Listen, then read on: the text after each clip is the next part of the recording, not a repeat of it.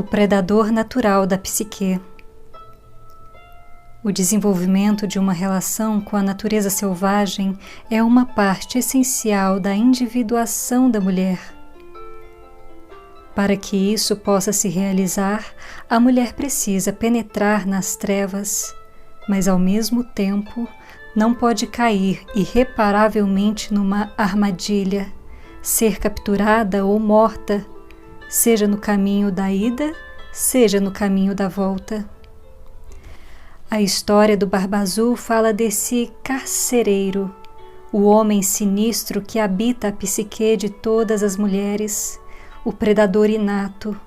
Ele é uma força específica, indiscutível, que precisa ser contida e mantida na memória. Para conter o predador natural da psique, é necessário que as mulheres permaneçam de posse de todos os seus poderes instintivos. Alguns deles são o insight, a intuição, a resistência, a tenacidade no amor, a percepção aguçada, o alcance da sua visão, a audição apurada, os cantos sobre os mortos, a cura intuitiva e o cuidado com seu próprio fogo criativo.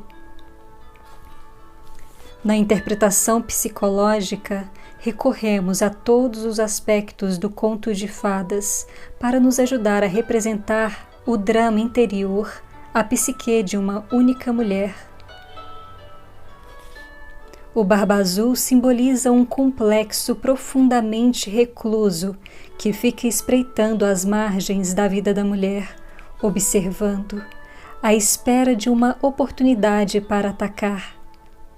Embora ele possa se representar simbolicamente de modo semelhante ou diferente nas psiques masculinas, é um inimigo ancestral e contemporâneo dos dois sexos. É difícil compreender totalmente a força do Barba Azul por ser ela inata, ou seja, inerente a todos os seres humanos desde o instante do nascimento e, nesse sentido, não ter origem consciente. No entanto, creio que temos uma pista de como sua natureza se desenvolveu no pré-consciente dos seres humanos. Pois na história, o Barba Azul é chamado de mágico fracassado. Por essa ocupação, ele se relaciona com outros contos de fadas que também retratam o predador maligno da psique, como um mago de aparência bastante normativa, mas imensamente destrutiva. Usando-se essa descrição como um fragmento de arquétipo, podemos compará-la com o que sabemos de feitiçaria fracassada ou de força espiritual fracassada na história dos mitos. O grego Ícaro voou perto demais do sol e suas asas de cera derreteram, lançando-o de volta à terra. O mito do povo Zuni, o menino e a águia, fala de um menino que teria passado a pertencer ao reino das águias. Não fosse por ele imaginar que poderia desrespeitar as leis da morte. Enquanto ganhava altitude pelos céus, seu manto de águia emprestado foi arrancado e ele caiu cumprindo seu triste destino. Na mitologia cristã, Lúcifer reivindicou igualdade com Jeová e foi expulso para o inferno. No folclore, não há série de aprendizes de feiticeiros que ousaram ingenuamente se aventurar além do nível real de seus conhecimentos ou que tentariam transgredir a natureza. Foram punidos com ferimentos ou cataclismos. Enquanto examinamos esses leitmotiv, vemos que os predadores neles retratados desejam a superioridade e o poder sobre os outros. Eles sofrem de uma espécie de inflamação psicológica pela qual desejam ser mais sublimes do que o inefável, tão importantes quanto ele e iguais a ele. Esse inefável é aquele que por tradição distribui e controla as forças misteriosas da natureza, incluindo-se o sistema da vida e da morte e as leis da natureza humana e assim por diante.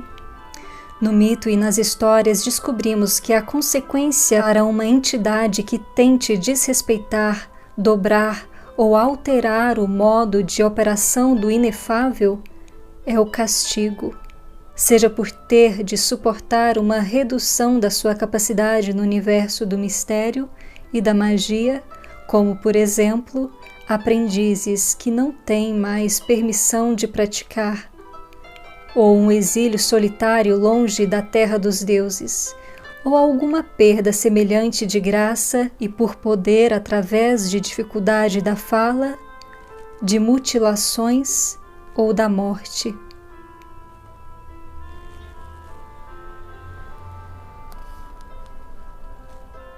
Se formos capazes de entender o Barba Azul como representante interior de todo o mito do proscrito, podemos também compreender a solidão profunda e inexplicável que às vezes se abate sobre ele, nós, em virtude do fato de ele vivenciar um exílio permanente da salvação. O problema com o Barba Azul no conto de fadas é que, em vez de alimentar a luz das jovens forças femininas da psique, ele prefere encher-se de ódio e deseja extinguir as luzes da psique. Não é difícil imaginar que, numa conformação tão maligna, esteja enredado alguém que um dia desejou ultrapassar a luz e caiu em desgraça por essa razão. Podemos entender que, por motivos, a partir de então, o desterrado passou a manter uma perseguição cruel em busca da luz dos outros. Podemos imaginar que sua esperança seja a de que ele, se conseguisse reunir uma quantidade suficiente de almas, poderia acender uma chama de luz que, afinal, erradicaria as trevas e corrigiria sua solidão. Nesse sentido, no início do conto temos um ser terrível no que diz respeito ao seu aspecto não redimido. No entanto, esse fato é uma das verdades cruciais que a irmã mais nova deve reconhecer, que todas as mulheres devem reconhecer, a de que tanto interna quanto externamente existe uma força que atuará opondo-se aos instintos do self natural e de que essa força maligna é o que é. Embora talvez pudéssemos sentir compaixão por ela, nossos primeiros atos devem ser do reconhecimento da sua existência, o de nós protegermos da sua devastação e, afinal, o de privá-la de sua energia assassina. Todas as criaturas precisam aprender que existem predadores. Sem esse conhecimento, a mulher será incapaz de se movimentar com segurança dentro de sua própria floresta sem ser devorada. Compreender o predador significa tornar-se um animal maduro, pouco vulnerável à ingenuidade, inexperiência ou insensatez. Como um rastreador sagaz, o Barba Azul percebe que a filha mais nova está interessada nele, ou seja, que se dispõe a ser sua presa. Ele a pede em casamento, no momento de exuberância juvenil, que é muitas vezes uma mistura de loucura, prazer, felicidade e interesse sexual. Ela diz sim. Que mulher que não reconhece esse enredo?